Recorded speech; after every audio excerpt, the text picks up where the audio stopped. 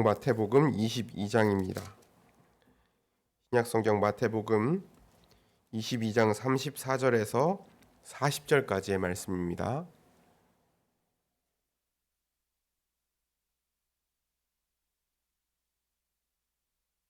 마태복음 22장 34절에서 40절까지의 말씀을 교독하겠습니다. 예수께서 사두개인들로 대답할 수 없게 하셨다 함을 바리새인들이 듣고 모였는데, 선생님, 율법 중에서 어느 계명이 크나이까?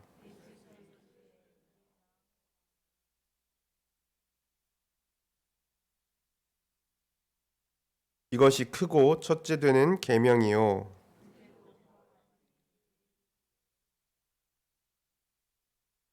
같이 읽습니다. 이 두 계명이 온 율법과 선지자의 강령이니라. 아멘. 오늘 우리가 읽은 말씀 제일 첫 줄을 보면 예수님께서 사두개인들로 대답할 수 없게 하셨다라는 말을 듣고 바리새인들이 모였다 그랬습니다. 우리가 어제 나눴던 부활 논쟁에 관한 말씀이죠.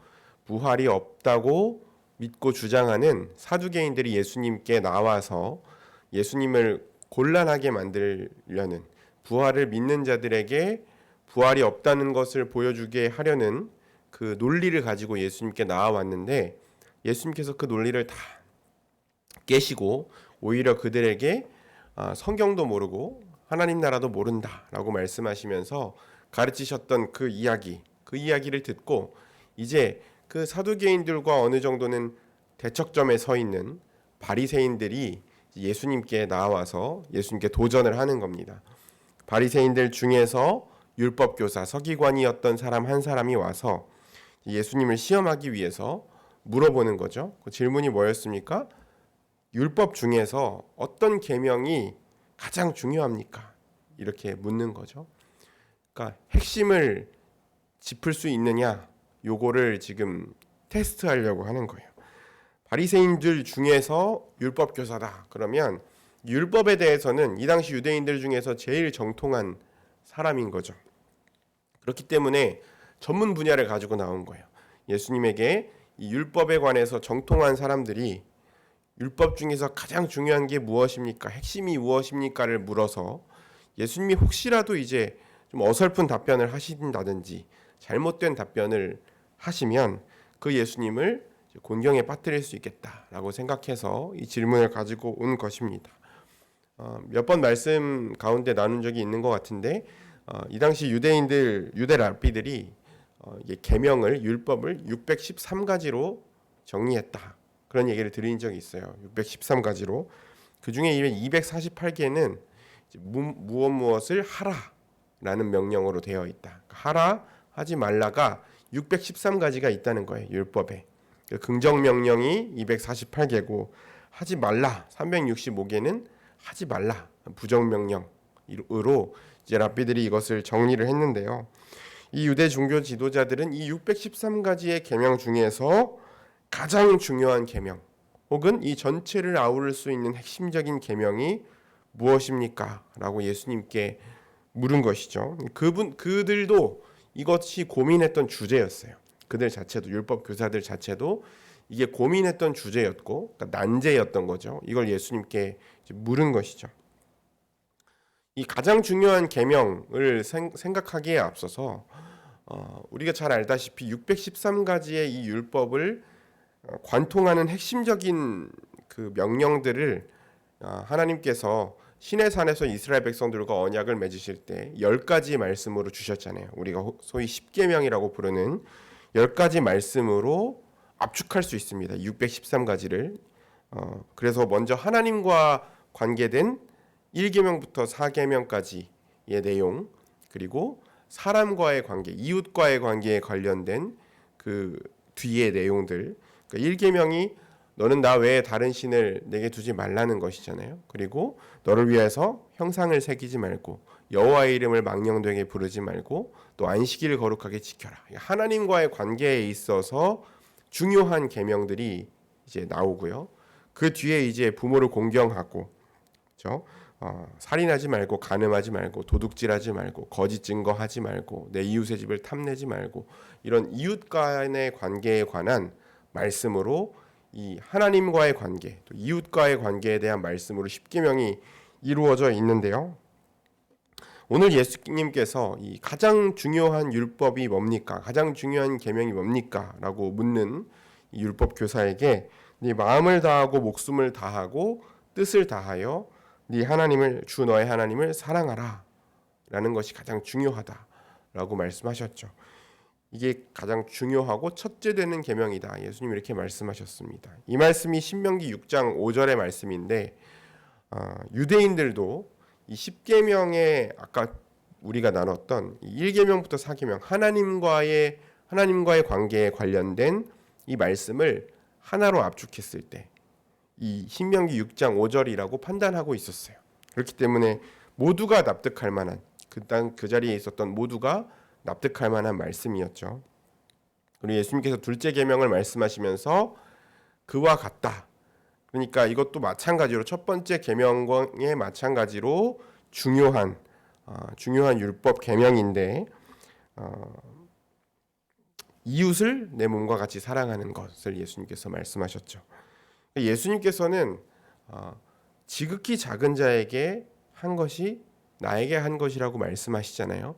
나중에 그 양과 염소 최종적인 구원과 심판을 받을 자들을 나누실 때에 예수님께서 그 행위를 보겠다고 말씀하시면서 지극히 작은 자에게 한 것이 곧 나에게 한 것이다 라고 말씀하시기 때문에 하나님을 진정으로 사랑하는 사람이 하나님을 경외하고 하나님을 진정으로 사랑하는 사람이 다른 사람을 사랑하지 않을 수 없고, 그렇죠? 이웃을 사랑하지 않는 사람이 하나님을 사랑한다고 할 수 없는 거예요. 그러니까 이 두 계명은 뗄래야 뗄 수가 없는 것입니다. 둘 중에 하나만, 나는 하나님 사랑은 하지만 이웃 사랑은 못한다. 난 이웃 사랑은 되는 것 같은데 하나님 사랑이 안 된다. 이렇게 될 수가 없는 것입니다. 그래서 예수님께서 레위기 19장 18절에 있는 말씀, 원수를 갚지 말며 동포를 원망하지 말며 내 이웃 사랑하기를 내 자신과 같이 사랑하라. 나는 여호와니라. 이 말씀이 레위기 19장 18절 말씀이거든요. 예수님께서 이 말씀을 두 번째 계명으로 내 이웃을 내 몸과 같이 사랑하라 라는 말씀을 두 번째 계명으로 말씀하셨어요. 그리고 이 두 계명이 모든 율법과 선지자의 강령이니라 이렇게 말씀하십니다. 이 강령이라고 번역된 말은 토대가 된다 이런 뜻이에요. 걸려 있다. 모든 것이 여기에 걸려 있다. 토대가 된다 이런 말이거든요.